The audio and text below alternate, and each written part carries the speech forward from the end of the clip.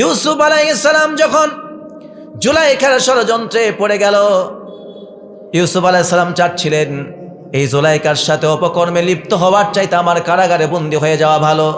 আল্লাহর কাছে ডাক দিয়ে বলেন, আল্লাহ, এই মুহূর্তে আপনি যদি আমাকে জুলাইখার ষড়যন্ত্র থেকে যদি হেফাজত না করেন, তাহলে আমি অপবিত্র হয়ে যাব, আমি তো নাপাক হয়ে যাব, ক্ষতিগ্রস্ত হয়ে যাব। সঙ্গে সঙ্গে ইউসুফ আলাইহিস সালাম সর্বশেষ চেষ্টাটা করলেন, আল্লাহকে বললেন, আল্লাহ, তোমার উপরে ভরসা করলাম, আর বাঁচার জন্য আমি পেছনের দিকে দৌড় দিলাম, এখন বাকি দরজা খুলে দেওয়ার দায়িত্ব তোমার। আল্লাহ রাব্বুল আলামিন কোরআনে কারিমে জানাই দিচ্ছেন সুন্দর করে, ওয়াল্লাযীনা জাহাদু ফীনা লানাহদিয়ান্নাহুম সুবুলানা। আল্লাহ বলছেন, যারা আমার পথ খোঁজার জন্য চেষ্টা চালায়, ওয়াল্লাযীনা জাহাদু ফীনা লানাহদিয়ান্নাহুম সুবুলানা, হেদায়েতের পথ খুঁজতে কেউ যদি চেষ্টা চালায়, আমি আল্লাহ তার জন্য একটার দুইটা দরজা না, তার মুক্তির জন্য হাজারো দরজা আমি উন্মুক্ত করে দেই। ষড়যন্ত্রকারীরা একটা দরজা বন্ধ করবে, আর আমি আল্লাহ পাক তার জন্য হাজার দরজা উন্মুক্ত করে দেব।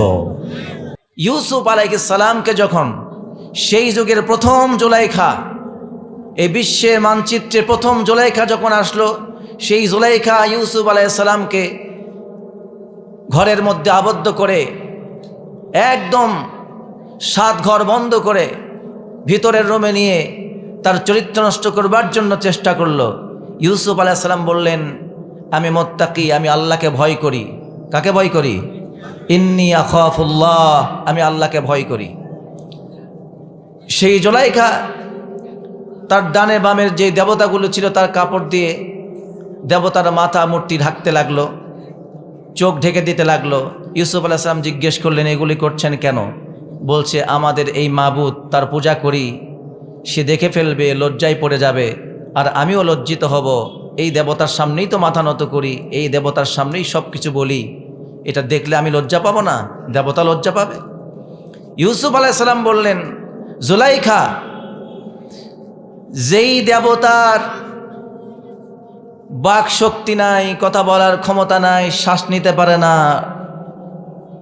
হাতে নড়াচড়ার ক্ষমতা নাই, পায়ে নড়াচড়ার ক্ষমতা নাই, মাথায় কিংবা নাকে যদি মশা মাছি বসে তাও তাড়ানোর ক্ষমতা নাই, সেই দেবতা দেখলে যদি তোমার লজ্জা হয়, তোমার ভিতরে যদি শারমিন্দা কাজ করে, তাহলে যে মহান রব তোমাকে, আমাকে, গোটা আসমান জমিন সৃষ্টি করেছেন, সেই রব এখন যেই কাজটা আমার সাথে করতে চাও, এই কাজটা যদি দেখে, তাহলে সেই রব লজ্জা পাবেন কিনা, আমরা লজ্জিত হব কিনা? অতএব তুমি যে প্রস্তাব আমার সাথে পেশ করছো, সেই প্রস্তাবে রাজি হওয়া আমার পক্ষে সম্ভব নয়।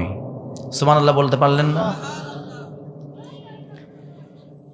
ইউসুফ আলাইহিস সালাম এই কথা বলে টার্ন ব্যাক করলেন, পিছনের দিকে দৌড় দিলেন।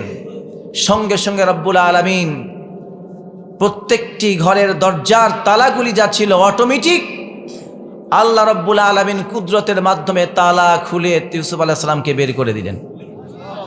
আর আস্তে বলেন, কারণ সুবহানাল্লাহ, শয়তান বললে তো আমাদের আবার ইমানের সমস্যা হবে।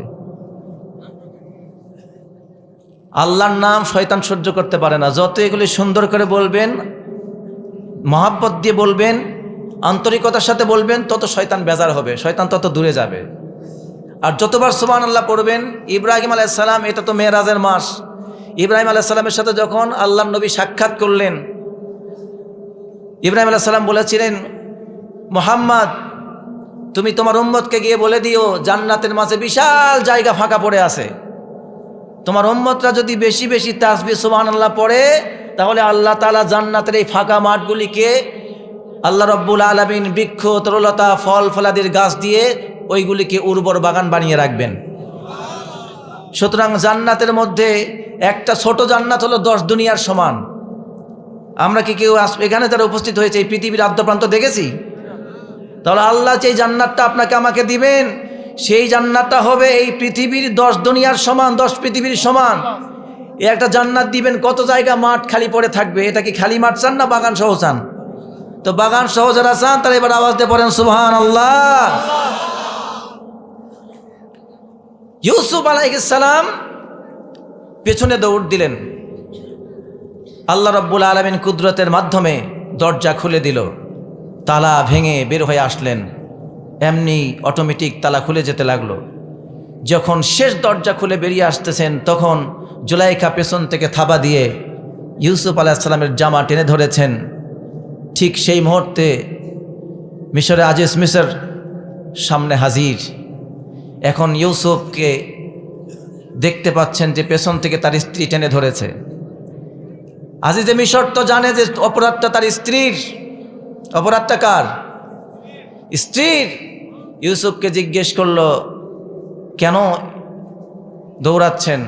কিন্তু কোনো কথার উত্তর দেওয়ার আগেই জুলাইখা মায়া কান্না অভিনয় শুরু করলো আর মিথ্যা প্রোপাগান্ডা ছড়িয়ে দিয়ে বলল, তুমি কেমন গোলাম আমার বাড়িতে রেখেছো, যেই গোলাম আমার অন্দরমহলে ঢুকে আমাকে ধর্ষণ করতে চায়।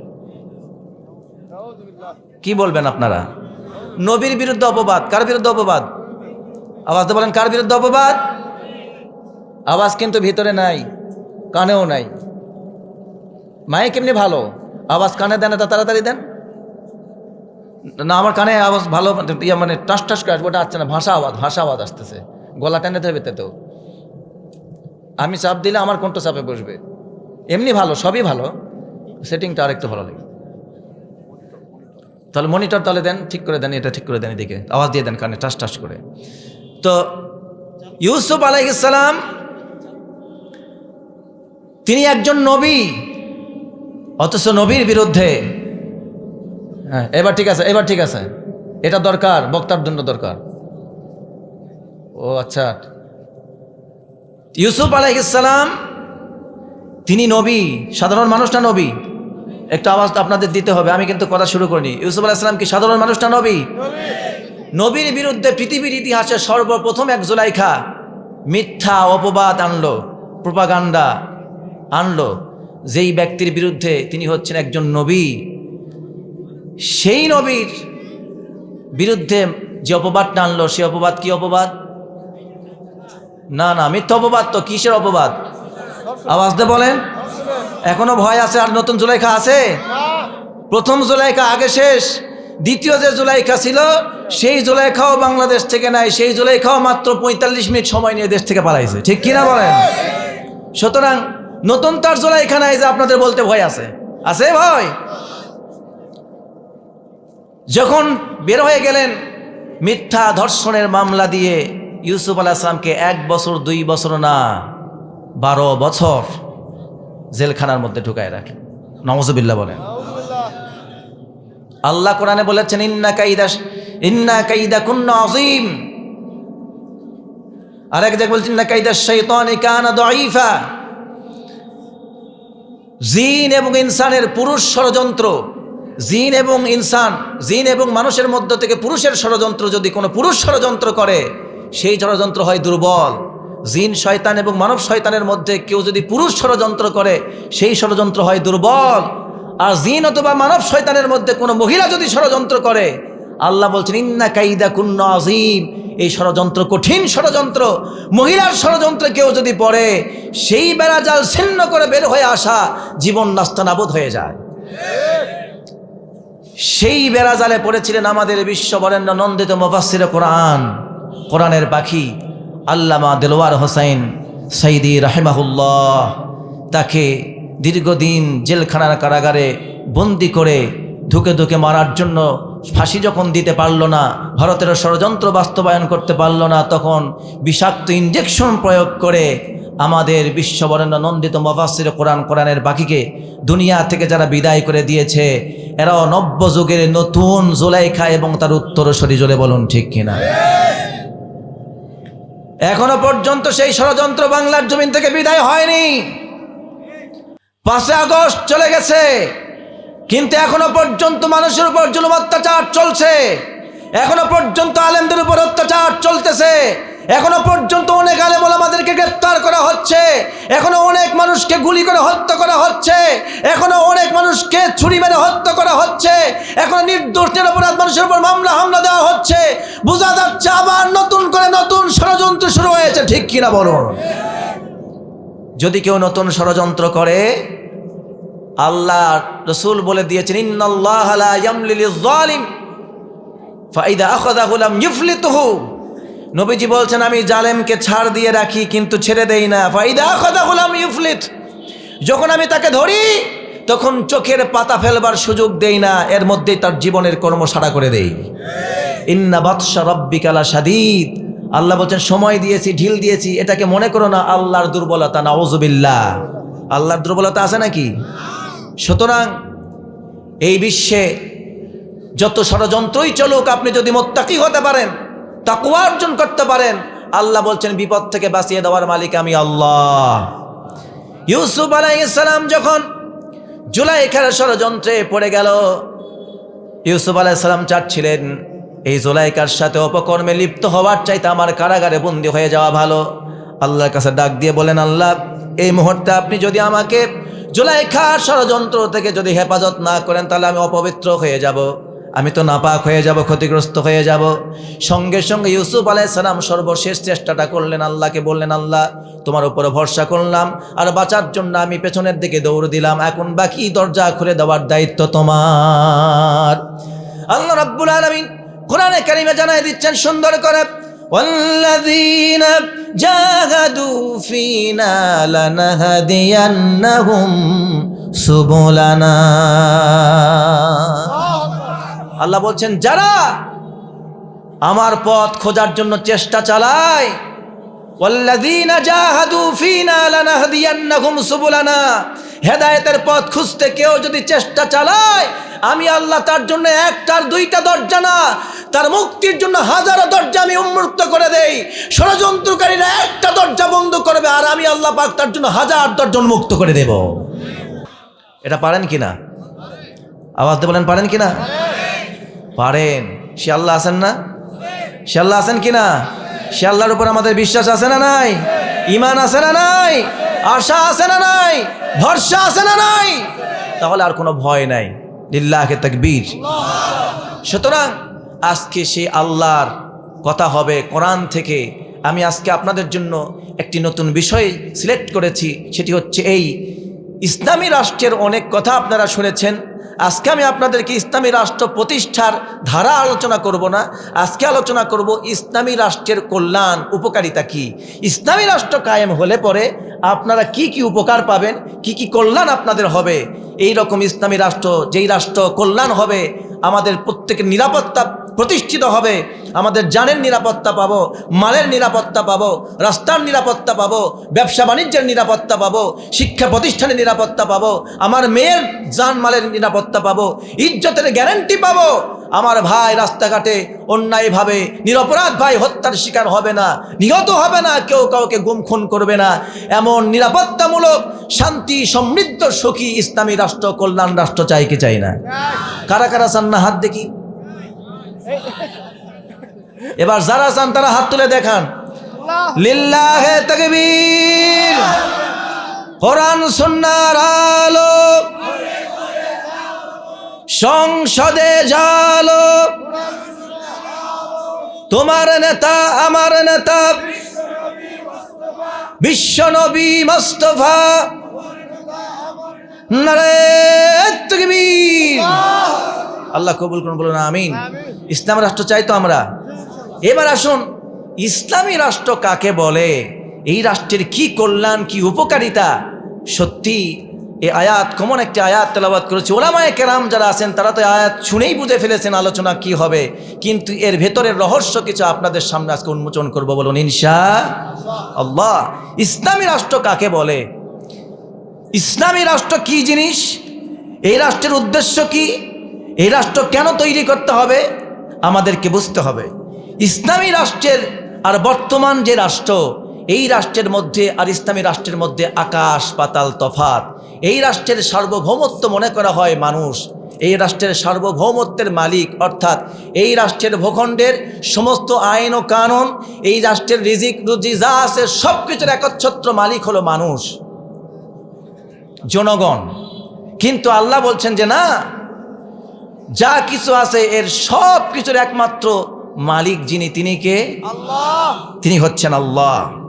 কিন্তু যে রাষ্ট্র ইসলামী হবে, যেটি ইসলামী রাষ্ট্র হবে, খেলাফত হবে যেইখানে, সেই রাষ্ট্র হবে এমন একটি রাষ্ট্র, সেই রাষ্ট্রের একমাত্র নিরঙ্কুশ মালিক যিনি হবেন তিনি হচ্ছেন আল্লাহ, এবং সেই রাষ্ট্রের একমাত্র আদর্শ নেতা যিনি হবেন তিনি হচ্ছেন মুহাম্মাদুর রাসূলুল্লাহ সাল্লাল্লাহু আলাইহি ওয়াসাল্লাম।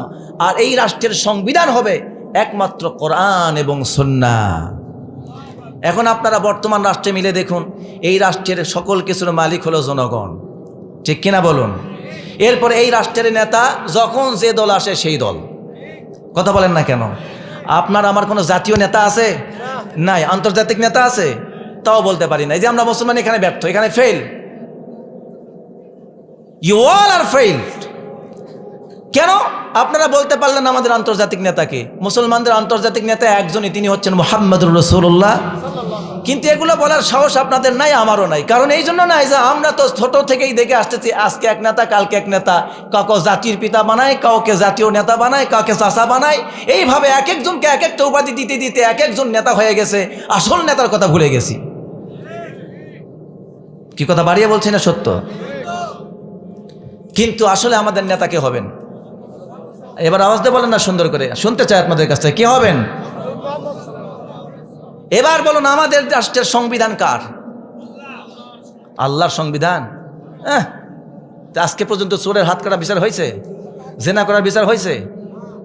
আল্লাহর বলে দিলেন। এইটার জন্যই তো আজকে আলোচনা শোনাবো। নাই, এটা করতে হবে। আমাদের যে রাষ্ট্রের সংবিধান সেটা আল্লাহর দেওয়া না, সেটা কার? ডক্টর কামালের। কথা বলেন, কার? ডক্টর কামালের। আমেরিকার সংবিধান মানুষের তৈরি করা, ভারতের সংবিধান মানুষের তৈরি করা। আমার দেশের যেটা সংবিধান অলরেডি 17 বার চেঞ্জ হয়েছে।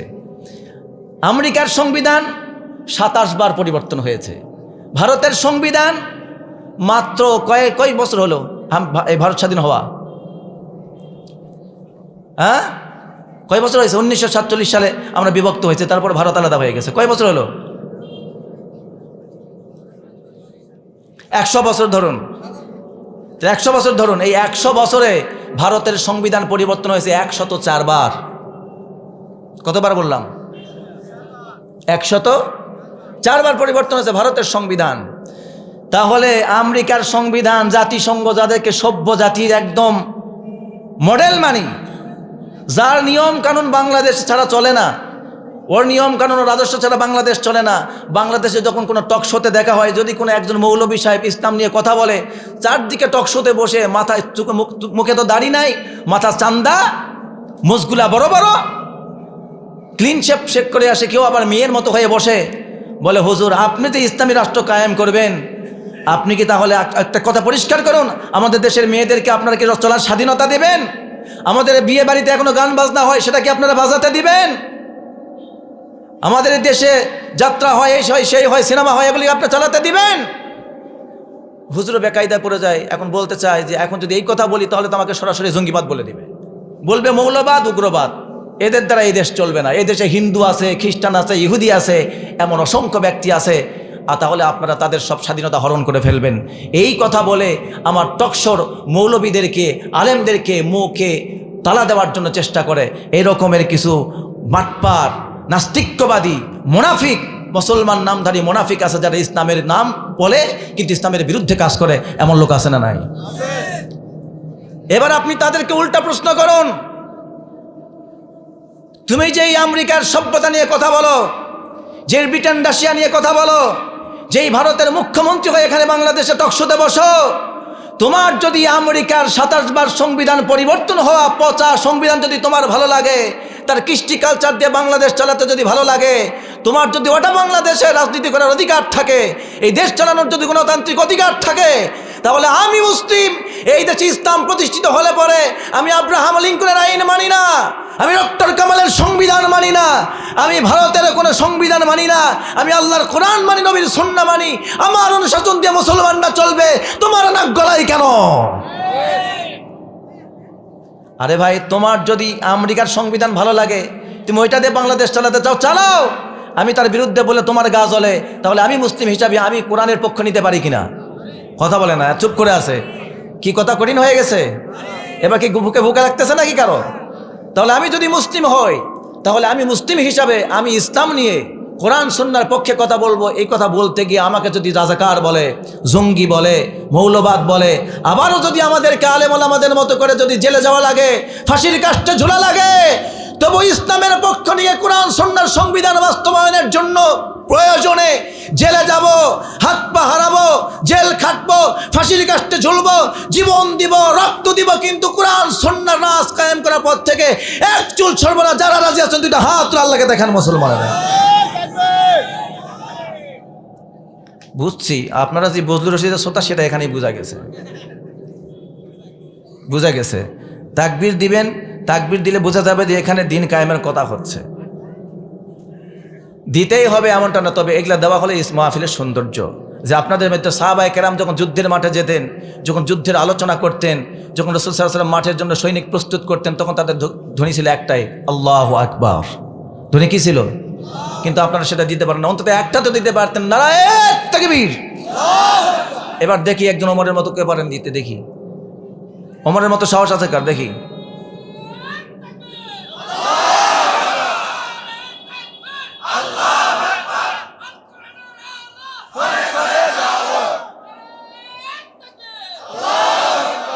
আলহামদুলিল্লাহ পড়েন।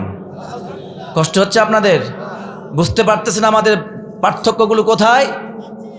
আচ্ছা, তাহলে আমাদের সংবিধানের পার্থক্য তিনটা আপনাদেরকে দেখালাম। আমাদের রাষ্ট্রের সার্বভৌমত্বের মালিক জনগণ, এই রাষ্ট্রের নেতা হলো এক এক দলের এক এক নেতা, আর এই রাষ্ট্রের সংবিধান হলো মানব রচিত। তাহলে আমাদের রাষ্ট্র, নেতা এবং সংবিধানের সাথে আল্লাহ তার কোরআন নবীর সুন্নাহর সাথে কোনো সম্পর্ক, এটা মেনে নিলে হবেন আমরা মুশরিক। এটা মেনে নিলে কি হয়ে যাব? মুশরিক হয়ে যাব। সুতরাং এই জন্য আমরা শিরকের মধ্যে ঢুকতে চাই না। আমরা মুসলিম হিসাবে আমাদের সংবিধান, আমাদের কনস্টিটিউশন হলো কোরআন এবং সুন্নাহ। সুতরাং সেই কোরআন সুন্নাহ যদি রাষ্ট্র কায়েম হয়ে যায়, তাহলে ইনশাআল্লাহ বাংলার জমিনে বাংলার মানুষেরা শান্তিতে থাকবে, সুখে থাকবে, সমৃদ্ধ একটি রাষ্ট্র হবে। এই রাষ্ট্রের প্রত্যেকটি মানুষ তার জাতীয় নেতার পরিচয় দিতে পারবে, জাতীয় ধর্মের, আন্তর্জাতিক ধর্মের পরিচয় দিতে পারবে, এই প্রত্যেক রাষ্ট্রের জাতীয় পতাকার পরিচয় দিতে পারবে, যা এখনো পর্যন্ত মানুষ দিতে পারে না। আল্লাহ তাআলা সেটা আমাদেরকে দেওয়ার মতো তৌফিক দান করুন, বলুন আমিন। ইসলামী রাষ্ট্র যদি কায়েম হয়ে যায়, যেই সমাজের মধ্যে, যেই ভূখণ্ডের মধ্যে ইসলামী সমাজ ব্যবস্থা কায়েম হয়ে যাবে, আল্লাহ রাব্বুল আলামিন কিছু কথা বলে দিয়েছেন। একটা জায়গায়, একটা ভূখণ্ড রাষ্ট্র গঠনের জন্য মৌলিক চারটা জিনিস দরকার। এক নম্বর হলো ভূখণ্ড দরকার, জনগণ দরকার, সরকার দরকার, আর সেখানকার নিরাপত্তার জন্য প্রশাসনিক সব কিছু দরকার। আমার প্রিয় ভাইয়েরা, আল্লাহ রাব্বুল আলামিন বললেন, কোনো মুসলমান যদি কোনো ভূখণ্ডের শাসক বনে যায়, কোনো রাষ্ট্রের যদি কোনো মুসলমান ক্ষমতা পেয়ে যায়, আল্লাহ রাব্বুল আলামিন তার জন্য 4 দফা কাজ দিয়েছেন। জোরে বলুন, কয় দফা কাজ? একটা ইসলামী রাষ্ট্রের যিনি নেতা হবেন, খলিফা হবেন, রাষ্ট্রের প্রেসিডেন্ট হবেন, ইসলামী রাষ্ট্রের মুসলমান দেশের ক্ষমতা পাওয়ার পর একজন মুসলমান রাষ্ট্রপ্রধানের প্রথমত 4টা কাজ হবে। আওয়াজ দিয়ে বলুন, কয়টা কাজ? 4টা কাজ হবে। আল্লাহ রাব্বুল আলামিন সে কথা জানাচ্ছেন এইভাবে, আল্লাযীনা ইম্মাক্কান্নাহুম ফিল আরদি আকামুস সালাতা ওয়া আতাউস যাকাত ওয়া আমারু বিল মা'রুফ ওয়া নাহাউ আনিল মুনকার ওয়ালিল্লাহি আকিবাতুল উমুর। আল্লাহ রাব্বুল আলামিন সূরা হাজরের ভিতরে 41 নম্বর আয়াতে কারিমার মধ্যে আল্লাহ পাক জানাই দিচ্ছেন, নবী আপনার সমস্ত উম্মতকে জানায় দেন, আপনার সাহাবাদেরকে জানায় দেন, কারণ আপনার ইন্তেকালের পরে তো অবশ্যই এই রাষ্ট্রের কেউ হাল ধরবে কিনা। ঠিক তেমনিভাবে আমার নবী যখন দুনিয়া থেকে ওফাত গ্রহণ করলেন, তার ইন্তেকালের পরে আবু বকর রাদিয়াল্লাহু তাআলা আনহু হাল ধরলেন, তারপরে আসলেন হযরতে ওমর, তারপরে আসলেন হযরতে ওসমান, তারপরে আসলেন হযরতে আলী রাদিয়াল্লাহু তাআলা আনহুম আজমাইন। আল্লাহ রাব্বুল আলামিন আগেই আমার নবীকে জানাই দিলেন, নবী এই পৃথিবীতে যারাই, আপনি যেমন মদিনার এখন রাষ্ট্রপ্রধান, মদিনার ইসলামী রাষ্ট্রের আপনি যেমন প্রধান, অনুরূপভাবে আপনার মতো কেউ যখন প্রধান হয়ে যাবে, প্রত্যেকটি মুসলিম রাষ্ট্রপ্রধানের ইসলামী রাষ্ট্রের প্রধান খলিফার উপরে 4টা কাজ আমি রব্বুল আলামিন দায়িত্ব দিয়ে রাখলাম। 1 নম্বর কাজ হলো আল্লাযীনা ইম্মাক্কান্নাহুম ফিল আরদি আকামুস সালাত। রাষ্ট্রপ্রধানের প্রথম কাজ হলো রাষ্ট্রীয়ভাবে ওই সমাজের মধ্যে নামাজ কায়েম করে দিবে। 2 নম্বর যাকাত আদায় করবে। 3 নম্বর সৎ কাজের আদেশ করবে। 4 নম্বর অসৎ কাজ থেকে মানুষকে ফিরাবে। ওয়ালিল্লাহি আকিবাতুল উমুর। আর সমস্ত কাজের পরিণাম আল্লাহ রাব্বুল আলামিনের কাছেই রয়েছে। সুবহানাল্লাহ পড়ুন। আয়াতটা যখন নাজিল হলো, হযরত ওসমান রাদিয়াল্লাহু তাআলা আনহু আয়াতের ব্যাপারে তাকে জিজ্ঞেস করা হয়েছে। ওসমান রাদিয়াল্লাহু তাআলা আনহু তিনি এমন একজন মহৎ ব্যক্তি, যে ব্যক্তি মক্কার জমিনে সবচাইতে সম্ভ্রান্ত পরিবারের সন্তান ছিলেন। আপনারা জানেন, ইসলাম কবুল করার পর আল্লাহর নবীকে সবচাইতে যারা বেশি বেশি সাহায্য সহযোগিতা করেছেন তার মধ্য থেকে অন্যতম হলো ওসমান রাদিয়াল্লাহু তাআলা আনহু। সবচেয়ে বেশি সম্পদ ব্যয় করেছেন, কিন্তু মর্যাদার দিক থেকে ফার্স্ট ছিলেন আবু বকর। অর্থাৎ তার সম্পদ যা ছিল প্রথম যুগ থেকে তিনি তার সামর্থ্য অনুযায়ী সব দিয়েছেন আন্তরিকতার সাথে। সব কিছু দিয়ে মর্যাদায় 1 নম্বরে ছিলেন আবু বকর। আর সম্পদের দিক থেকে সবচেয়ে বেশি ইসলামের জন্য সম্পদ ব্যয় করেছেন যেই ব্যক্তি, তার নাম হলো ওসমান জিন্নুরাইন। এমন একজন মহৎ ব্যক্তি, সম্ভ্রান্ত পরিবারের ব্যক্তি ছিলেন। তিনি ইসলাম কবুল করবেন। হযরত আবু বকর রাদিয়াল্লাহু তাআলা আনহু ইসলাম কবুল করলেন। ইসলাম কবুল করার পর আবু বকরের বন্ধু ছিল ওসমান রাদিয়াল্লাহু তাআলা আনহু। ওসমান রাদিয়াল্লাহু তাআলা আনহুর কাছে তিনি চলে গেলেন।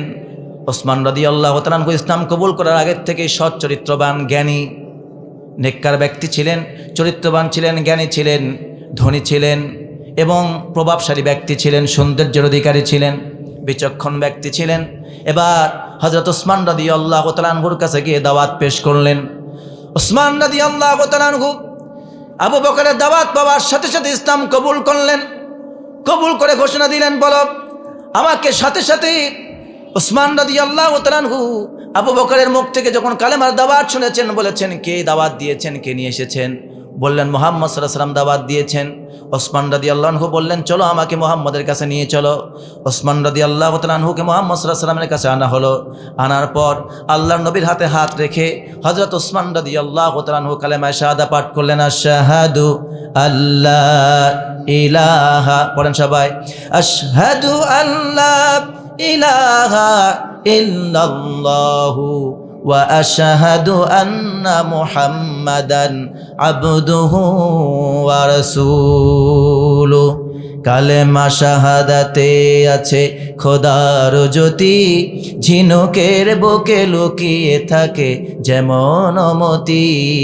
কালেমা শাহাদাতে আছে খোদার জ্যোতি, ঝিনুকের বুকে লুকিয়ে থাকে যেমন মতি।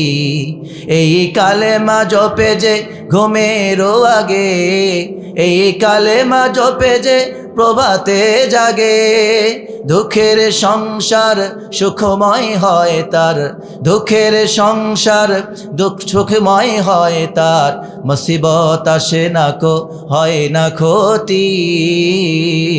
কালেমা শাহাদাতে আছে খোদার জ্যোতি, ঝিনুকের বুকে লুকিয়ে থাকে যেমন মতি। আলহামদুলিল্লাহ পড়েন। ওসমান রাদিয়াল্লাহু তাআলা আনহু শাহাদা বাক্য উচ্চারণ করে বলেন, নবী মুহাম্মদ সাল্লাল্লাহু আলাইহি ওয়াসাল্লাম আপনি সাক্ষী থাকুন, আপনার সামনে আমি ঘোষণা দিলাম, আশহাদু আল্লা ইলাহা ইল্লাল্লাহ ওয়া আশহাদু আন্না মুহাম্মাদান আবদুহু ওয়া রাসূলুহু। আমি সাক্ষ্য দিলাম আল্লাহ ছাড়া কোনো ইলাহ নাই, আর এটাও সাক্ষ্য দিলাম আপনি মুহাম্মদ সাল্লাল্লাহু আলাইহি ওয়াসাল্লাম আল্লাহর বান্দা এবং রাসূল। ইসলাম কবুল করলেন। মক্কায় সবচেয়ে সম্ভ্রান্ত পরিবারের মধ্যে একজন সন্তান ওসমান, দামি মানুষ, প্রভাবশালী ব্যক্তির প্রভাবশালী পরিবারের সন্তান। কিন্তু প্রভাবশালী পরিবারের সন্তান হওয়ার পরেও ওসমান রাদিয়াল্লাহু তাআলা আনহুকে ওরা গ্রেপ্তার করার ঘোষণা দিল। গোটা মক্কাবাসী ফুঁসে উঠল, বলল কি ব্যাপার, সম্ভ্রান্ত পরিবারের লোক ওসমান তার মতো একজন বিচক্ষণ ব্যক্তি সেও ইসলাম কবুল করে ফেললো। ওসমানকে গ্রেপ্তার করো, ওসমানকে গ্রেপ্তার করে ফেললো, হাত পা মোড়া দিয়ে বেঁধে ফেললো। এরপর ঠিকমতো রশি দিয়ে বাঁধার পর চাবুক আর লাঠি দিয়ে পিটাতে আরম্ভ করলো। কিতাবের মধ্যে এসেছে মারতে মারতে ওসমান রাদিয়াল্লাহু তাআলা আনহু ভীষণ সুন্দর চেহারার মানুষ ছিলেন, লাল বর্ণের সুন্দর চেহারার মানুষ ছিলেন। মারতে মারতে ওসমান রাদিয়াল্লাহু তাআলা আনহুর পুরা শরীরটাকে কালো কুচকুচে বানায় দিল। শুধু তাই না, এবার চাটাইয়ের মধ্যে করে পেঁচায় নিল, লোহার চাটাইয়ের মধ্যে পেঁচায় দিয়া তার ভেতরে ঝাল জাতীয় জিনিস দিয়ে আগুন ধরায় দিল। আর ওসমান রাদিয়াল্লাহু তাআলা আনহুকে চাটাইয়ের মধ্যে দিয়ে মুখ বন্ধ করে দিল, যাতে করে ঝাল জাতীয় আগুনের ধোঁয়া পেয়ে ওসমান কষ্ট পেয়ে যেন ইসলাম ত্যাগ করে ফেলে। ওসমান রাদিয়াল্লাহু তাআলা আনহুকে নির্যাতন করার পর সকল নির্যাতন শেষ করে এবার ওসমানকে বলছে, ওসমান এটা তো কেবলমাত্র শুরু। ইমান যদি ত্যাগ না করো, ইসলাম যদি ছেড়ে না দাও, মুহাম্মদের দল যদি ছেড়ে না দাও, ইসলামী আন্দোলন যদি ছেড়ে না দাও, তাহলে এর চাইতে বড় কঠিন পরীক্ষার জন্য প্রস্তুত হয়ে যাও। ওসমান রাদিয়াল্লাহু তাআলা আনহু জবাব দিয়ে বললেন, মক্কার কাফেরেরা শোনো, আমি জেনে বুঝে এক আল্লাহর প্রতি ঈমান এনেছি, জেনে বুঝে মুহাম্মদ সাল্লাল্লাহু আলাইহি ওয়াসাল্লামকে রাসূল হিসাবে স্বীকৃতি দিয়েছি। অতএব জেনে রাখো, তোমরা যদি মারতে মারতে আমি ওসমানকে যদি দুনিয়া থেকে বিদায় করেও দাও, তোমরা দিতে পারো, যদি চাও আমাকে হত্যা করতে পারো, শহীদ করে দিতে পারো, কিন্তু আমি ওসমান আমার জীবন দিয়ে দিব, কিন্তু এক মুহূর্তের জন্য কালেমার বাণী ছেড়ে দিতে পারবো না। ঈমানের পথে অবিচল থেকে আমার মরণ যেন হয়, ঈমানের পথে অবিচল থেকে আমার মরণ যেন হয়। বলুন আমিন। অপরাধটা কি ওসমানের? আমার ওসমান রাদিয়াল্লাহু তাআলা আনহুর কোনো অপরাধ ছিল নাকি? তিনি কোনো ধর্ষণ করেছেন, চুরি করেছেন, ডাকাতি করেছেন, রাষ্ট্রের বিরুদ্ধে কোনো কাজ করেছেন নাকি? আবু জেহেলের বিরুদ্ধে, আবু লাহাবের বিরুদ্ধে, উতবা সাইবা যারা মন্ত্রী প্রেসিডেন্ট ছিলেন তাদের বিরুদ্ধে তো কোনো ঘোষণাই তিনি দেন নাই, শুধুমাত্র কালেমার ঘোষণা দিয়েছেন। আল্লাহ রাব্বুল আলামিন বলেন, যুগে যুগে এমনি করে আমার ইমানদার বান্দাদের উপরে যত জুলুম নির্যাতন এসেছে তাদের কোনো অপরাধ নাই, অপরাধ হলো একটাই, মা নাকামু মিনহুম ইল্লা আইয়ুমিনু বিল্লাহিল আজিজিল হামিদ।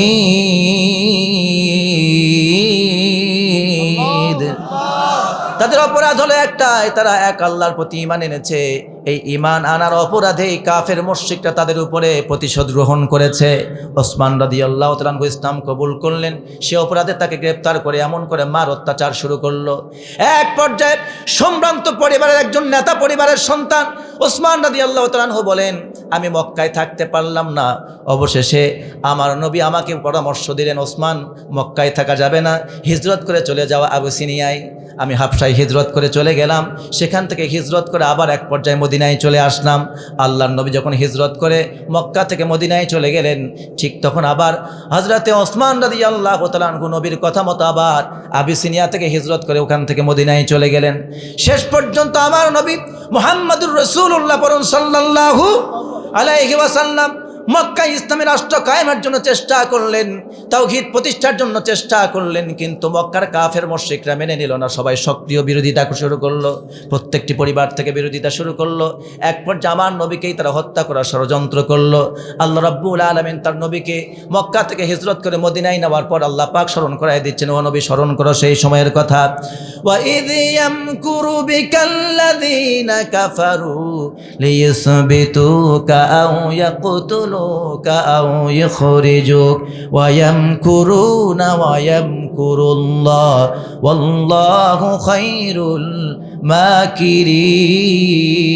মাকিরিন। আল্লাহু আকবার। আল্লাহর নবী আল্লাহ পাক তাকে স্মরণ করে দিচ্ছেন, ও নবী স্মরণ করা সেই সময়ের কথা যখন মক্কার সমস্ত কাফের মুশরিকেরা, আবু জেহেল, আবু লাহাব, উতবা, শাইবা, ওয়ালিদ ইবনে মুগিরা, আবু সুফিয়ান পর্যন্ত প্রত্যেকে মক্কার বড় বড় কাফেররা যখন আপনার বিরুদ্ধে ষড়যন্ত্র করলো, আমি রব্বুল আলামিন একটা তাদের বিরুদ্ধে কৌশল করলাম, সঙ্গে সঙ্গে তাদের কৌশলের উপর আমি আল্লাহর কৌশলটা বিজয় হয়ে গেল। সুবহানাল্লাহ পড়েন। তারা কি ষড়যন্ত্র করলো? লিয়াসবিতুক আও ইয়াকতুলুক আও ইখরিজুক। তারা তিনটা ষড়যন্ত্র করলো। আপনাকে বন্দি করে ফেলবে, জেলখানায় আটকায় রাখবে। মুফাসসিরিনে কেরাম বলছেন, মক্কার সংসদে পার্লামেন্টের মধ্যে অর্থাৎ দারুন নদওয়ার মধ্যে মক্কার কাফের মুশরিকরা এক জায়গায় হয়ে গেল।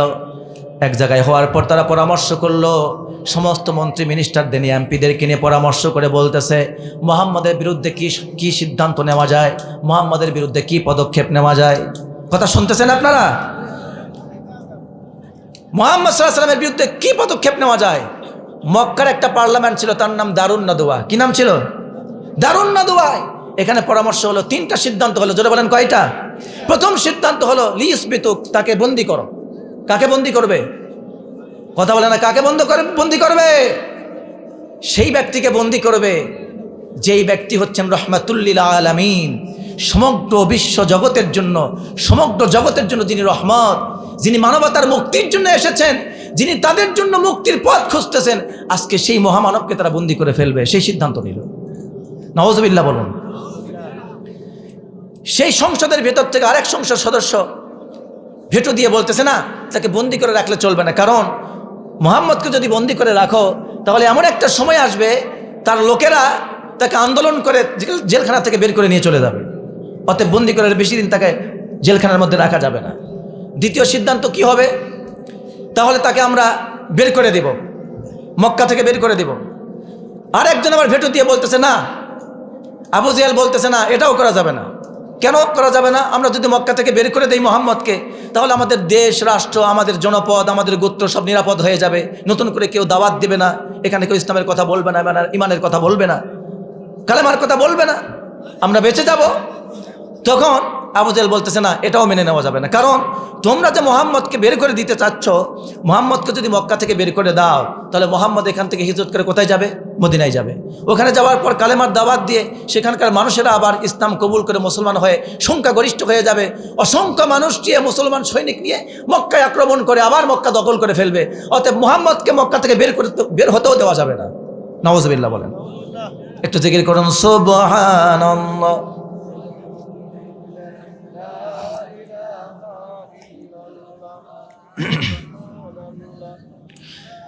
সুবহানাল্লাহ ওয়ালহামদুলিল্লাহ লা ইলাহা ইল্লাল্লাহু মুহাম্মাদুর রাসূলুল্লাহ সাল্লাল্লাহু আলাইহি ওয়াসাল্লাম। ষড়যন্ত্র শুনতেছেন তো? তাহলে 2 নম্বর ষড়যন্ত্র ভ্যানিশ, এটাও বাতিল হয়ে গেল। এবার তৃতীয় ষড়যন্ত্র যেটা, সেটি আবু জেহেল নিজে দিচ্ছে। আবু জেহেল বলল, আমরা যেই কয়জন নেতা, সংসদ সদস্য এই পার্লামেন্টে এখন বসেছি, আমাদের প্রত্যেকের এক একটা গোত্র আছে, এক একটা দল আছে, আমাদের সন্ত্রাস বাহিনী আছে। বাহিনী আছেন এরকমের? প্রত্যেকটি দলের দেখবেন কিছু কিছু বাহিনী আছে না? তো বলছে আমাদের এই বাহিনীগুলিকে দিয়ে ঐক্যজোট, মহাজোট গঠন করে মুহাম্মদকে এক রাতে একতরফা হামলা করে মুহাম্মদকে আমরা রাতের মধ্যেই, তার ঘরের মধ্যেই তাকে শেষ করে দেব দুনিয়া থেকে। তার বিরুদ্ধে প্রতিশোধ নেওয়ার মতো আর কেউ থাকবে না। যদি তার পক্ষ থেকে কেউ প্রতিশোধ নিতে আসে, আমরা সব মহাজোট ঐক্যবদ্ধ হয়ে তার প্রতিশোধের মুক্তিপণ দিব, নতুবা তার বিরুদ্ধে যুদ্ধ করব। ঐক্যবদ্ধ হয়ে সিদ্ধান্ত বাস্তবায়ন করার জন্য আল্লাহর নবীর ঘরে আসলেন, চতুর্দিকে ঘিরে ফেললেন, তরবারি হাতে, খোলা তরবারি নিয়ে ঘিরে ফেললেন। সঙ্গে সঙ্গে আল্লাহ তাআলা ওহীর মাধ্যমে নবীকে জানায় দিলেন, নবী মুহাম্মদ, আর ঘরের মধ্যে বসে থাকা যাবে না, তোমাকে হত্যা করার জন্য চতুর্দিকে কাফেররা ঘিরে ফেলেছে। এই মুহূর্তে ঘুম থেকে ওঠো, হিজরত করো মদিনায়। সুবহানাল্লাহ বললেন। জানাচ্ছেন কে? যেটা কেউ জানে না সেটা জানে কে? যেটা কেউ পারে না সেটাও পারে কে? সবাই মারতে আসলো, রাখে আল্লাহ, মারে কে? আর মারে আল্লাহ, রাখে কে? আল্লাহ রাব্বুল আলামিন নবীকে দোয়া শিখালেন। আল্লাহর নবী তেলাওয়াত করলেন, হাতের মধ্যে বালি নিয়ে ফু দিলেন, দম করে ছেড়ে দিলেন। সঙ্গে সঙ্গে সেই বালিকে আল্লাহ রাব্বুল আলামিন প্রত্যেকটি কাফেরের চোখে মুছায় দিলেন। চোখ ঘুষতে লাগলো, কারো ঘুম চলে আসলো, আল্লাহর নবী তাদের চোখের সামনে দিয়ে বের হয়ে চলে গেলেন, তারা টের পেল না। আমার এই কথাটা বোঝানোর যে উদ্দেশ্য, শেষ পর্যন্ত আল্লাহর নবী নিজের জীবনও মক্কায় হুমকির মুখে ছিল, অর্থাৎ সর্বশেষ আল্লাহর নবীর বিরুদ্ধে তারা যে ষড়যন্ত্রটা করলো তাকে মক্কায় শেষ করে দেবে, হত্যা করে ফেলবে। এটাই হলো চূড়ান্ত সিদ্ধান্ত। এখন আল্লাহর নবী হিজরত করে কোথায় গেলেন? আওয়াজ দিয়ে বলুন, কোথায় গেলেন? মদিনায়। এবার আল্লাহর নবী মদিনায় চলে গেলেন। যারা আবিসিনায় হিজরত করেছিল তারাও হিজরত করে আবার মদিনায় চলে গেলেন। এই জন্য ওসমান রাদিয়াল্লাহু তাআলা আনহুকে জুল হিজরাতাইন বলা হয়, অর্থাৎ 2 হিজরতের অধিকারী। অর্থাৎ প্রথমে হিজরত করেছেন মক্কা থেকে আবিসিনিয়া, আবার আবিসিনিয়া থেকে হিজরত করে চলে গেছেন কোথায়? মদিনায়। আবার ওসমানকে বলা হয় জিন্নুরাইন, অর্থাৎ আমার প্রিয় নবীর দুই কন্যাকে তিনি বিয়ে করেছিলেন। প্রথম কন্যা ছিল রুকাইয়া, দ্বিতীয় কন্যা ছিল উম্মে কুলসুম। রুকাইয়ার ইন্তেকালের পরে উম্মে কুলসুমকে আবার বিয়ে করেছিলেন। এই জন্য রসুলের দুই কন্যাকে বিয়ে করার কারণে আমার ওসমান রাদিয়াল্লাহু তাআলা আনহুর নামের সাথে আরেকটা উপাধি যুক্ত হয়েছে, তার নাম জিন্নুরাইন, দুই নূরের অধিকারী। সুবহানাল্লাহ। ওসমান রাদিয়াল্লাহু তাআলা আনহু বলছেন এবার তার কথা। এই আয়াত যখন নাজিল হলো, তাকে জিজ্ঞেস করা হলো আয়াত সম্পর্কে আপনার মন্তব্য কি, আয়াত সম্পর্কে আপনি কি জানেন, কি একটু আপনাদেরকে বলবেন। ওসমান রাদিয়াল্লাহু তাআলা আনহু বলছেন, শোনো, এই আয়াতটা আমাদের ব্যাপারে নাজিল হয়েছে, অর্থাৎ আমরা যখন মক্কায় ছিলাম, ইসলাম কবুল করার অপরাধে আমরা মক্কায় গ্রেপ্তার হয়ে গেলাম। আমরা কাবার চত্বরে নামাজ পর্যন্ত পড়তে পারতাম না। কাফেররা আমাদেরকে মক্কার কাবা থেকে আমাদেরকে তাড়ায় দিত, মারধর করে বের করে দিত, নামাজটাও ঠিক মতো আদায় করতে দিত না, সবার সামনে নামাজ পড়তে পারতাম না, গোপনে গোপনে আমরা নামাজ পড়তাম, গোপনে গোপনে কোরআন শিক্ষা করতাম।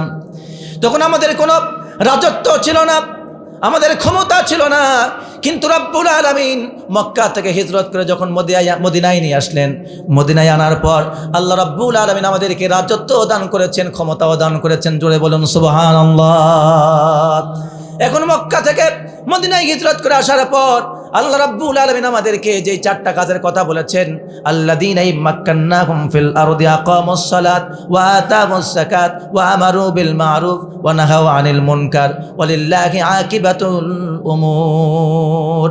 এখন চারটা কাজ আমরা মদিনায় এসেছি, হিজরত করে যখন মদিনায় আসলাম, মদিনায় আসার পরে আমরা এখন রাসূলুল্লাহ সাল্লাল্লাহু আলাইহি ওয়াসাল্লামের নির্দেশ অনুসারে 5 ওয়াক্ত নামাজ আমরা কায়েম করি, যাকাত আদায় করি, সৎ কাজের আদেশ করি, অসৎ কাজে এখন নিষেধ করতে পারি, আমাদেরকে কেউ আর বাধা দিতে পারে না। এই কাজে আমাদেরকে রাষ্ট্র স্বয়ং সহযোগিতা করে। সুবহানাল্লাহ বললেন না তবু? এখন আপনার সামনে যদি কোনো সন্তান মদ খায়, এখানে মাহফিল এখানে চলতেছে, আপনি এমন কি যদি বাস্তব প্রমাণ চান, মাহফিলের প্যান্ডেলের বাইরে যান, কত ছেলে মেয়ে আপনার চোখের সামনেই বেপরদায় চলতেছে, কত ছেলে আপনার চেয়ে অনেক ছোট, আপনার ছেলের বয়সের বয়স, সেও আপনার সামনে একটা হুকা টানাচ্ছে, সিগারেট টানাচ্ছে, ইয়াবা খাচ্ছে, গাঁজা খাচ্ছে। আপনার নিষেধ করার ক্ষমতা না, নিষেধ করলে আপনার গালে 2 থাপ্পড় মারবে। এটা কেন হয়েছে? ইসলামী কল্যাণ রাষ্ট্র না থাকার কারণে। সেই কথাই আমি আপনাদেরকে বলবো। অর্থাৎ এতক্ষণ পর্যন্ত আপনাদেরকে শোনালাম যে ইসলামী রাষ্ট্র কায়েম করতে গিয়ে সাহাবায়ে কেরামদেরকেও মার খেতে হয়েছে, ঘরবাড়ি ছাড়তে হয়েছে, জায়গা জমি ছাড়তে হয়েছে, ব্যবসা বাণিজ্য ছাড়তে হয়েছে, স্ত্রী সন্তান ছাড়তে হয়েছে, এমনকি নিজের মাতৃভূমি মক্কা সেটাও ছেড়ে ভিন দেশে গিয়ে ইসলামী রাষ্ট্র কায়েমের জন্য কাজ করতে হয়েছে। ঠিক কিনা বলুন? তো আপনাদেরকে আমাদেরকেও বর্তমানে যারা ইসলামী রাষ্ট্রের পক্ষে কথা বলি, ইসলামী কল্যাণ রাষ্ট্রের কথা বলি, দিন কায়েমের কথা বলি, কোরআনের সমাজ ব্যবস্থা কায়েমের কথা বলি, আপনাকেও আমাকেও প্রয়োজনে হয়তো দেশ ছাড়তে নাও হতে পারে, কিন্তু বাড়ি ছাড়া লাগতে পারে, আপনার জীবন হুমকির মুখে পড়তে পারে, আপনার ব্যবসা বাণিজ্য আবারও হুমকির মুখে পড়তে পারে, আপনার বিরুদ্ধে আবারও মামলা আসতে পারে। কিন্তু আল্লাহর রাসূলের সেই কোরআনী সমাজ ব্যবস্থা কায়েম করতে গিয়ে আমরা পিছপা হব না, হব না, হব না। ঠিক কিনা বলুন মুসলমান? কথা বোঝাতে পারছি এবার? তাহলে এবার বলুন, দিন কায়েমের জন্য আমাদের ত্যাগ করতে হবে কিনা? চলে আসছে। আচ্ছা, আলহামদুলিল্লাহ আমাদের হুজুর অলরেডি চলে এসেছেন। 10টার মধ্যে স্টেজে চলে আসবেন ইনশাআল্লাহ। বলুন বলেন আলহামদুলিল্লাহ। আল্লাহ তো আমাদের হুজুরকে সুস্থতার নিয়ামত দান করুন এবং মাহফিলে এসে আলোচনা করবার মতো আল্লাহ তাআলা তাকে তৌফিক দান করুন। বলুন আমিন। প্রিয় ভাইয়েরা আমার, এবার ইসলামী রাষ্ট্র কায়েম হয়ে গেল মদিনায়। জোরে বলুন, কি কায়েম হয়ে গেল? ইসলামী রাষ্ট্র কায়েম হয়ে গেল। এবার বলুন তো, এই রাষ্ট্রের সার্বভৌমত্বের মালিক কে? আওয়াজ বলুন, এই রাষ্ট্রের সার্বভৌমত্বের মালিক কে? আমার নবী তার জীবনে কোনোদিন একটি কথাও কি বলেছেন যে এই মদিনার সমস্ত সার্বভৌমত্বের মালিক মদিনার জনগণ? কথা বলেন, বলেছেন? এই রাষ্ট্রের আইন কানুনের একমাত্র মালিক উৎস হলো জনগণ। জনগণ যা বলবে তাহাই আইন হবে। এই কথা কি আমার নবী জীবনে কোনোদিন বলেছেন? আমার নবীর সংবিধান কি সাহাবায়ে কেরামদেরকে দিয়ে তিনি একটা সংসদে একটা পরামর্শ করে তিনি আইন তৈরি করেছিলেন, না তার আইন কানুন সবকিছু আল্লাহ দিয়েছিলেন? আওয়াজ দিয়ে বলুন, কে দিয়েছিলেন? আল্লাহ দিয়েছিলেন। এই জন্য আল্লাহ বলেছেন আলা লাহুল খালকু ওয়াল আমর। সৃষ্টি যার, আইন চলবে। ইনিল হুকমু ইল্লা লিল্লাহ, আল্লাহ বলছেন হুকুম দেওয়ার মালিক, আইন দেওয়ার মালিক একমাত্র আল্লাহ। জোরে বলেন কে? আমার আল্লাহ তা'বুদু ইল্লা ইয়্যাহু যালিকা দ্বীনুল কাইয়্যিম। আল্লাহ বলছেন এই যে নির্দেশ তোমাদেরকে দেওয়া হলো, এক আল্লাহ ছাড়া করে ইবাদত করবে না, আর হুকুম দেওয়ার একমাত্র মালিক আল্লাহ, আইন দেওয়ার মালিক একমাত্র আল্লাহ। এই দুইটা হুকুম মেনে নেওয়া আর ইবাদত একমাত্র আল্লাহর করা, এটাই হলো তোমাদের দ্বীন, এটাই তোমাদের ইসলাম। এর বাইরে তোমরা যেতে পারবে না। সুবহানাল্লাহ পড়েন। সুতরাং হুকুম দেওয়ার মালিক, আইন দেওয়ার মালিক একমাত্র কে? আল্লাহ।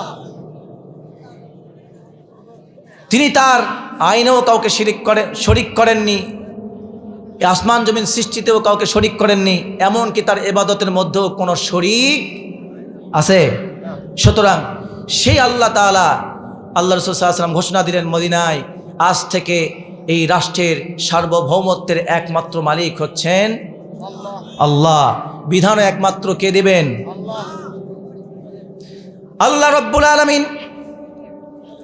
মদিনার সমস্ত মানুষের স্বতঃস্ফূর্ত সহযোগিতায়, সকলের পরামর্শে ইসলামী রাষ্ট্র এবং তার বিধান মেনে নেওয়ার জন্য সবাই যখন রাজি হয়ে গেল, আল্লাহর নবী তখন এবার ঘোষণা দিয়ে দিলেন সমস্ত মুসলমানদেরকে, যারা কালেমা পড়ে মুসলমান হয়েছ, তোমাদের প্রত্যেকের উপর এখন থেকে 5 ওয়াক্ত নামাজ পড়া ফরজ। 5 ওয়াক্ত নামাজ কি ফরজ? এই নামাজ পড়া কি আমরা তো ব্যক্তিগতভাবে 5 ওয়াক্ত নামাজ পড়ি, অনেকেই পড়ি না। আমরা 5 ওয়াক্ত নামাজ পড়াকেই মনে করি এটাই নামাজ কায়েম। নামাজ কায়েম এটা হলো ব্যক্তিগত কায়েম, অর্থাৎ আপনি ব্যক্তিগতভাবে নামাজ কায়েম করেছেন, কিন্তু এই নামাজ আপনি সমাজে কায়েম করেন নাই। ব্যক্তিগত নামাজ কায়েম করা মানে নামাজের হুকুম আহকাম সব কিছু আপনি নিয়মিত পালন করে নামাজ আদায় করেন। এবার এই একই রকম নামাজ আপনি যেভাবে নামাজটা হুকুম কারণ মেনে, রোকন আহকাম আরকান মেলে যেভাবে নামাজটা পড়ছেন, ঠিক অনুরূপভাবে সমাজের মানুষকে ওই একইভাবে ঐক্যবদ্ধভাবে নামাজ প্রতিষ্ঠার ব্যবস্থা করে দেওয়া, নামাজ পড়ার ব্যবস্থা করে দেওয়া, মানুষ যেন ঐক্যবদ্ধভাবে এই নামাজ যেন জামাতে আদায় করতে পারে, সেই ব্যবস্থাও রাষ্ট্রের করে দেওয়ার দায়িত্ব। এখন বলুন তো, আমাদের সমাজের প্রত্যেকটি মানুষ কি বাধ্যগতভাবে মসজিদে গিয়ে জামাতে নামাজ পড়ে? এখন আমাদের সমাজে নামাজ আছে ঐচ্ছিক, নামাজ কি আছে? ঐচ্ছিক, অপশনালি। ইচ্ছে করলে আপনি পড়বেন, ইচ্ছে করলে ছেড়ে দিবেন। আপনাকে কেউ বাধ্য করতে পারবে না যে ভাই নামাজ পড়তেই হবে, না পড়লে কিন্তু আপনি জেলখানায় যাবেন, এরকম নিয়ম আছে?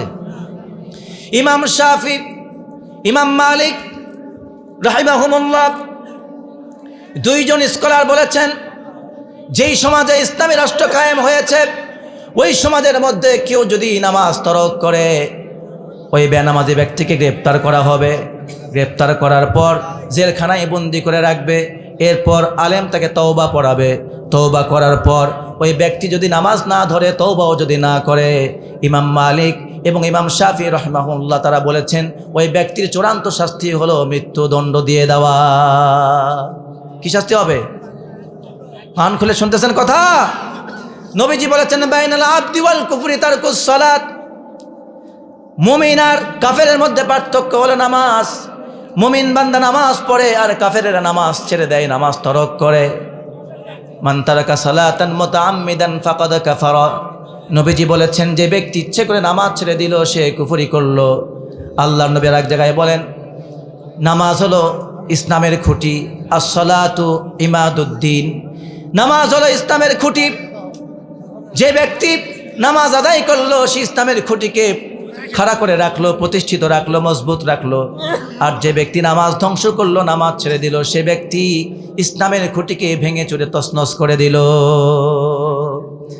এখন যারা নামাজ পড়ি না, তাহলে আমরা যতই নিজেকে মুসলমান বলে দাবি করি, ইসলামী রাষ্ট্র অনুযায়ী যেই রাষ্ট্রের মধ্যে মুসলমান নেতৃত্ব দিচ্ছে সে রাষ্ট্রের মধ্যে যদি ইসলামী রাষ্ট্র কায়েম হয়ে যায়, সে রাষ্ট্রের মধ্যে কেউ যদি নামাজ ছেড়ে দেয় সে ব্যক্তি ইসলামকে ধ্বংস করার জন্য কাজ করলো। এখন আপনি আমি যারা মুসলমান বলে পরিচয় দিচ্ছি কিন্তু 5 ওয়াক্ত নামাজ পড়ি না, কিন্তু আসলে আপনারা বলুন তো আমরা কি ইসলামকে রক্ষা করছি না ইসলামকে ধ্বংস করছি? নিজেকে বলতেছি আমি না মুসলমান, কিন্তু আমি নামাজ পড়ি না। রাসূল সাল্লাল্লাহু আলাইহি ওয়াসাল্লাম বলছেন যে ব্যক্তি ইচ্ছে করে নামাজ ছেড়ে দিল সে কুফরি করলো। তাহলে আমরা একদিকে কুফরি করতেছি আবার নিজে বলতেছি আমি মুসলমান। তাহলে আমি নিজেকে মুসলমান পরিচয় দিয়ে নামাজকে ধ্বংস করে পক্ষান্তরে ইসলামকে ধ্বংস করছি, ঠিক কিনা বলুন? তাহলে ইসলামী রাষ্ট্র যদি কায়েম থাকতো, তাহলে যে ব্যক্তি বেনামাজি তাকে গ্রেপ্তার করত, জেলখানায় বন্দি করত, তওবা করাতো। এরপরে যদি তওবা কবুল না করত, নামাজ যদি না ধরতো, তাহলে তার শাস্তি হতো মৃত্যুদণ্ড। এবার বলুন তো, বাংলার জমিনে ইসলামী রাষ্ট্র কায়েম হলে পরে একজনও বেনামাজি খুঁজে পাওয়া যাবে? আপনার সন্তানকে বলা লাগবে 10 বছর বয়স হওয়ার পর, বাবা চলো মসজিদে চলো, মসজিদে চলো, কথা বলা লাগবে? রাষ্ট্র বলে দিবে, প্রশাসন বলে দিবে, ইউনিয়ন কাউন্সিলের ওয়ার্ডের মেম্বার ঘোষণা করে দিবে কার সন্তানের বয়স 10 বছর মসজিদে পাঠাও।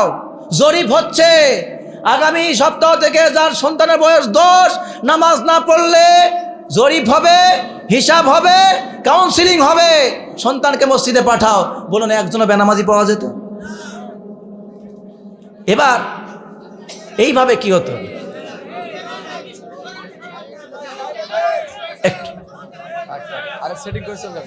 ওরা সেটিং করে চলে যাবে, তাহলে 1 নম্বর ইসলামী রাষ্ট্রের 1 নম্বর কল্যাণকর কাজ হলো নামাজ কায়েম করবে। জোরে বলুন, কি করবে? নামাজ কায়েম করবে। এখন আপনারা বলুন তো, জাহান্নামে যাওয়া মুসলমানদের জন্য প্রধানতম জাহান্নামে যাওয়ার প্রথম কারণ কি? নামাজ না পড়া। জোরে বলুন, কি না করা? নামাজ না পড়া। মুসলমানরা যে জাহান্নামে যাবে, অন্যান্য ধর্মের লোকেরাও জাহান্নামে যাবে, সেটা হচ্ছে ঈমান না আনার কারণে। আর ঈমান আনার পর মুসলমানরা জাহান্নামে যাবে নামাজ না পড়ার কারণে। জোরে বলুন, কি করার কারণে? নামাজ না পড়ার কারণে জাহান্নামে যাবে। জাহান্নামীদেরকে যখন প্রশ্ন করা হবে কেন জাহান্নামে আসলে, জাহান্নামীরা একটা জবাব দিয়ে বলবে, তাদেরকে বলা হবে কেন জাহান্নামে এসেছো? জাহান্নামীরা জবাবে বলবে, ক্বালু লাম নাকু মিনাল মুসাল্লিন ওয়া লাম নাকু নুতঈমুল মিসকিন ওয়া কুন্না নাখুদু মাআল খাইদিন ওয়া কুন্না নুকাযযিবু বিয়াউমিদ্দিন। সুবহানাল্লাহ। এখানে নামাজিরা যারা জাহান্নামে যাবে, যতগুলো জাহান্নামী আছে, প্রশ্ন করা হবে যারা ইমানদার, তাদেরকে বলা হবে তোমরা তো কালেমা পড়েছিলে দুনিয়ায়, তোমরা তো মুসলিম ছিলে, জাহান্নামে এসেছো কেন? তখন মুসলিমরা জবাব দিয়ে বলবে, আমরা জাহান্নামে আসছি কয়েকটি কারণে, তার মধ্য থেকে প্রধানতম কারণ হলো আমরা নামাজি ছিলাম না। কি ছিলাম না? নামাজি ছিলাম না। এই পৃথিবীতে আল্লাহ তাআলা যত নবী এবং রাসূল পাঠিয়েছেন, প্রত্যেকটি নবী ছিলেন নামাজি। প্রত্যেকটি নবী কি ছিলেন? আর প্রত্যেকটি নবী হচ্ছেন সমাজের আদর্শবান নেতা ছিলেন। যদি বলুন, কি ছিলেন?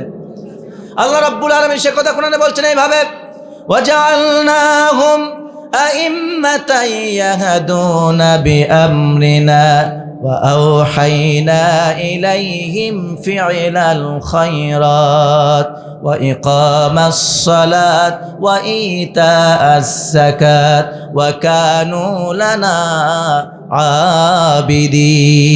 আবিদিন। আল্লাহ রাব্বুল আলামিন বলেন, নবী ইব্রাহিম, আমি আপনাকে নেতা বানিয়েছি, ইমাম বানিয়েছি, আর আমি রব্বুল আলামিন আপনাকে ওহীর মাধ্যমে অর্ডার করছি, আপনি মানুষকে কল্যাণের দিকে আহ্বান করুন, নামাজ কায়েম করুন, যাকাত আদায় করুন। আর নবীরা প্রত্যেকেই ছিলেন আল্লাহ তাআলার একান্ত অনুগত বান্দা, ইবাদতকারী বান্দা, আল্লাহর অনুগত বান্দা, আনুগত্যশীল বান্দা ছিলেন প্রত্যেক নবী। কোন নবী আল্লাহ তাআলার হুকুমের বাইরে এক মুহূর্ত চলেন নাই। সুবহানাল্লাহ। আমার নবীকে রব্বুল আলামিন অর্ডার করছেন, ওয়া'মুর আহলাকা বিস-সালাতি ওয়াসতাবির আলাইহা লা নাসআলুকা রিজকান নাহনু নারযুকুকা ওয়াল আকিবাতু লিত-তাকওয়া। আমি কি বোঝাতে চাই একটু মনোযোগ দিয়ে বুঝুন। আল্লাহ তাআলা আমার নবীকে বলছেন, ও নবী মুহাম্মদ, নিজে নামাজের উপর দাঁড়িয়ে যান, পরিবার বর্গকে নামাজের জন্য অর্ডার করুন, আর নিজে নামাজ পড়ুন, নামাজ প্রতিষ্ঠিত করুন। আর আমি তো আপনার কাছ থেকে রিজিক চাই না, রিজিক আমি আল্লাহ দেই। জোরে বলুন তো, রিজিক দেন কে?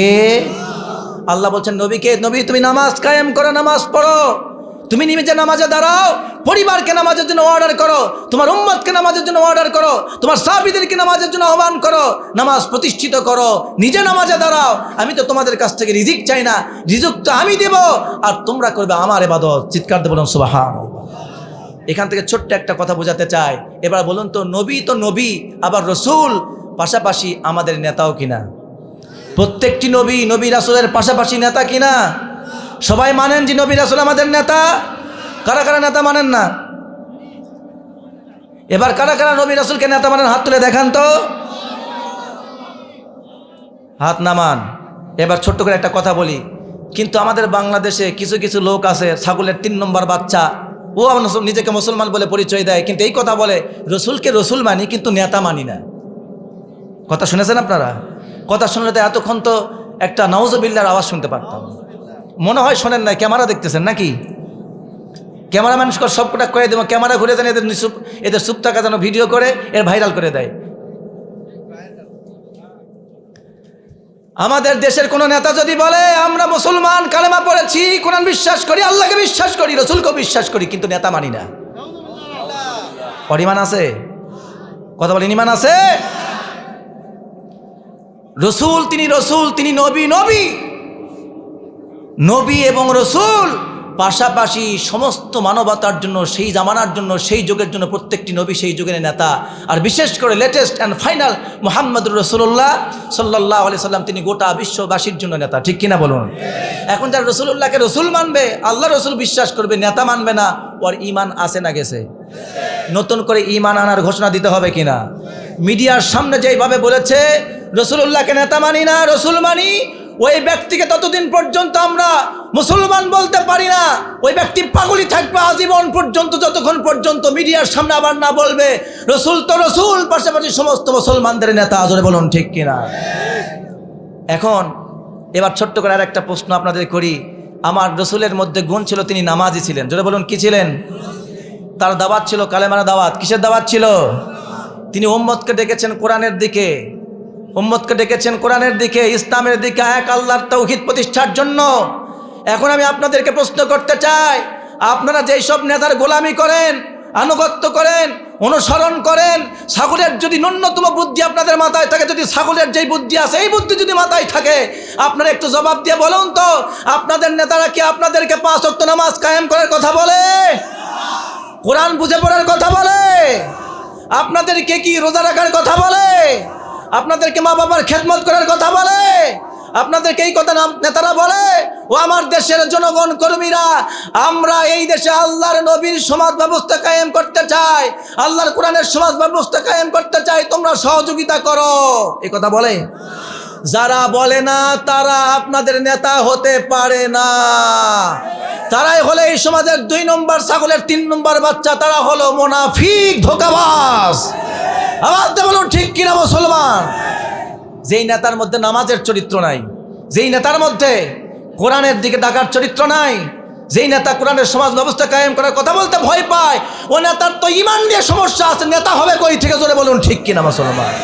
আরে ছাগলকে যখন কোনো ব্যক্তি নিয়ে যায়, সামনে যদি একটা প্রাণীর জেন দেখতে পায়, ও দেখতে দেখতে ঠিকই আসতেছিল, কিন্তু যখন একটা প্রাণীর জেন দেখে তখন সঙ্গে সঙ্গে 2 পা সামনেদের ব্রেক কষে পিছনের দিকে লাফ মারে। ঠিক কিনা বলেন? ছাগল বোঝাতে চায় যে নেতা, তুমি যে আমার গৃহস্থ, আমার যে দড়ি ধরছো, আসলে তুমি আমাকে ইচ্ছা কি পানির মধ্যে ফেলানো নাকি ওপারে ঘাস খাওয়ানো? কথা ঠিক কিনা বলেন? যখন বোঝে যে না, নেতার ওই গৃহস্থ যখন টানাটানি থেকে বুঝতে পারে রাখালের যে না, সে আমাকে আসলেই ঘাস খাওয়ানোর জন্য নিয়ে যাচ্ছে, এই জন্য জোরে টানতেছে, আর আমিও যদি একটা লাভ দেই তাহলে ওপার গিয়ে সুন্দর মতো ঘাস খেয়ে পেট ভরে আবার বাড়ি ফিরতে পারবো। আপনার মধ্যে যদি ছাগলের এই ন্যূনতম জ্ঞান থাকে, তাহলে আপনার বোঝা উচিত নেতা যে ডাকতেছে আমাকে, ওই নেতার পথে গেলে আসলে আমি জাহান্নামে পড়বো নাকি জাহান্নাম বাদ দিয়ে জান্নাতে যাই পড়বো। ঠিক কিনা বলেন? আরে ভাই, ওই নেতার ডাকে যদি আপনি সাড়া দেন, ওই ব্যক্তি তো দুনিয়ার তন্ত্রমন্ত্র কায়েমের জন্য কাজ করবে সারা জীবন। আমরা কোনো ব্যক্তিগতভাবে দলের কথা বলি না, আমি আপনাকে বলছি আপনার দল যেটা ABCD A to Z, আপনার যে কোনো একটা হতে পারে XYZ, কে হবে আপনার এটা আমার মাথা ঘামার বিষয় না, কিন্তু প্রত্যেকটি দলের মাঝে কোরআনের যেন সমাজ ব্যবস্থা কায়েমের কথা থাকে। জোরে বলুন ঠিক কিনা মুসলমান?